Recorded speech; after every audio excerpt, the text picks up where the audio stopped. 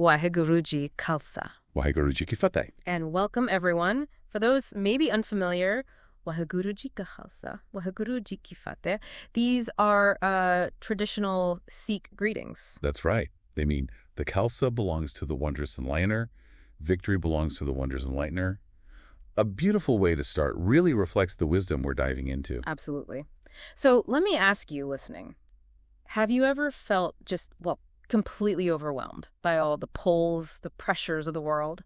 And you're just wondering, how do I find real contentment, a deeper purpose in all this noise? I think that's something almost everyone feels at some point. That constant chase, maybe for validation online, or just feeling you're never quite enough. Yeah, or the anxiety from, money worries or seeing what's happening globally. It feels universal, doesn't it? It really does.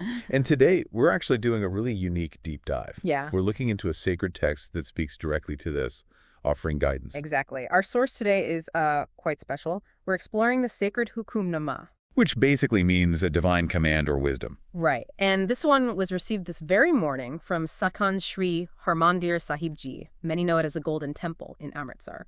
And just so everyone knows, today is July 11th, 2025. It's a Friday. And the specific wisdom we're exploring is found on Ang 721. That's page 721 of the Sri Guru Granth Sahib Ji.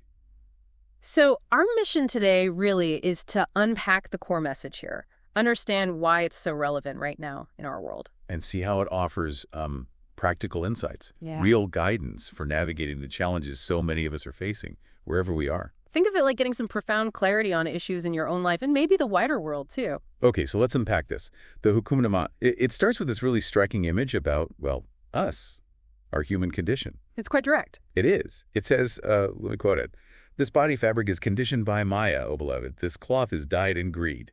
Wow. Yeah. And then, "My husband Lord is not pleased by these clothes, O beloved. How can the soul bride go to his bed?" It really sets the scene, doesn't it? Sort of a diagnosis. It really does. And what's fascinating is how universal these terms, Maya and greed, feel. Even though the text is ancient, it speaks so directly to modern problems, global problems. How so? What does Maya mean in this context, really? Well, it's more than just like an abstract illusion. It points to all those things we chase externally.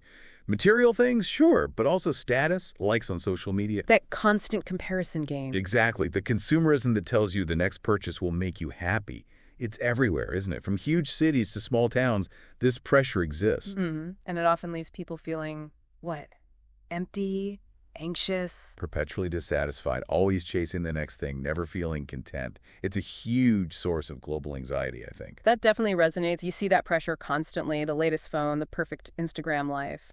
It's exhausting. It really is. And it can lead to burnout, feeling inadequate. Okay, so that's Maya. What about greed?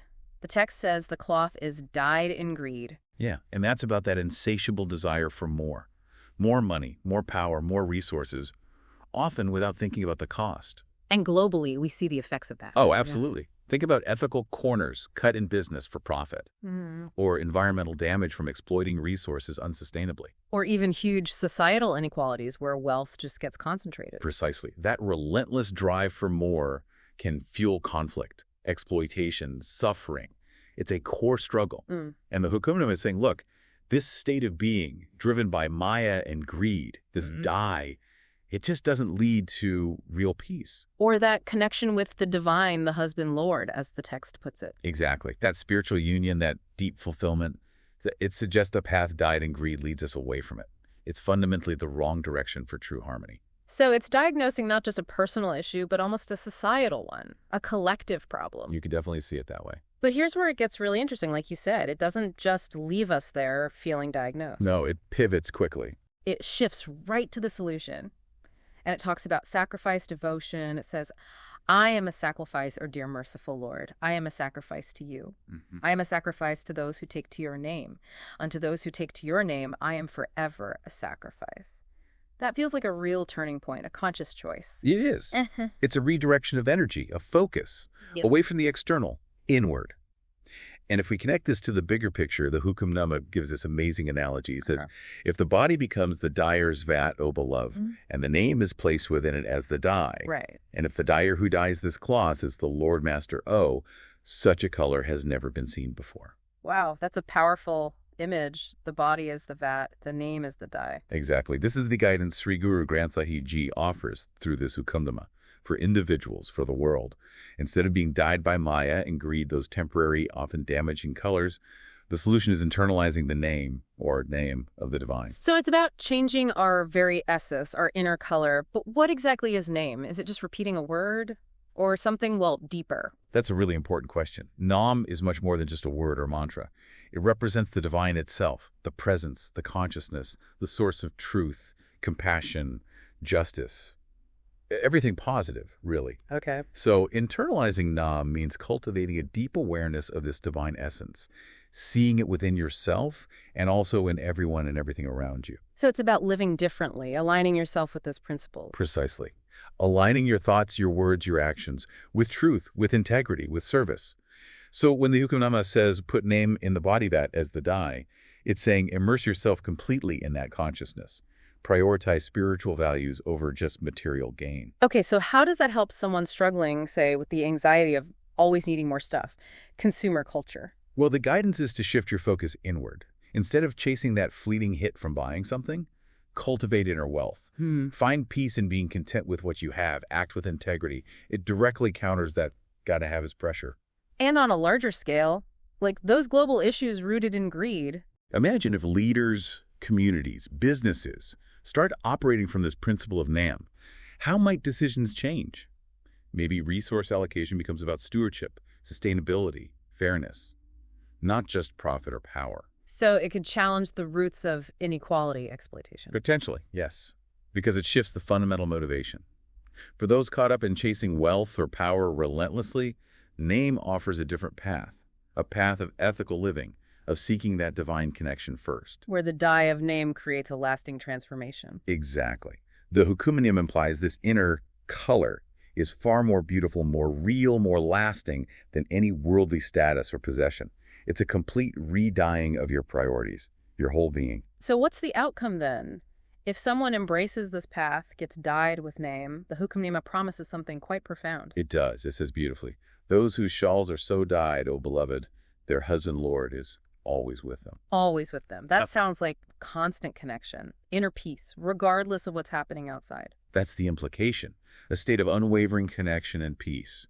But then the question becomes, okay, how do we actually do that? How do we apply that dye? Right, the practical side. And the text offers guidance there too, through a very humble prayer. It says, bless me with the dust of those humble beings, O dear Lord. Says Nanak, this is my prayer. The dust of humble beings. What does that mean practically? It's symbolic, of course.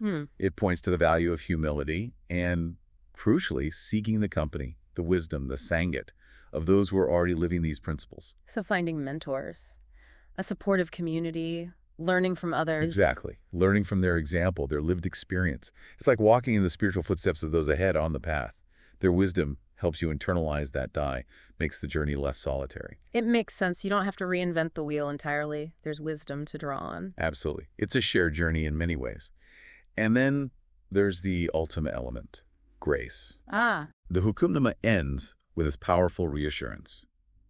He himself creates, and he himself imbues us. He himself bestows his glance of grace.